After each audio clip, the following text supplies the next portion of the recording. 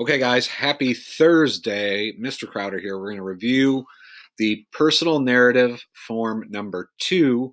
We did number 1 earlier in the week, and that was the beginning of thinking about your personal narrative. So now I'm going to ask you to write some details here.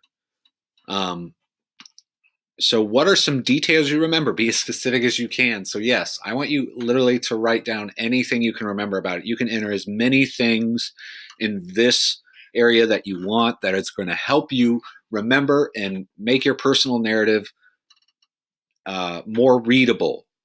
So I encourage you to really think. This one is super important. I mean, obviously they all are, but this one is really going to help you flesh out the story. What was the outcome of the experience? Did it make you a better person? In what way?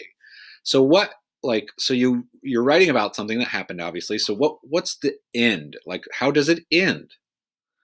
Is there a lesson to be learned? Did it make you a better person? Did it not? Just really try to think about the experience and how it ended. And then I want you to write down the first 2 sentences of your personal narrative in this last sentence. Start with an attention-grabbing sentence and go from there. What's an attention-grabbing sentence?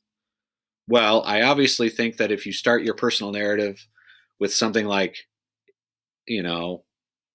I went to the store, that might not be the most exciting thing in the world, but if you started it by saying,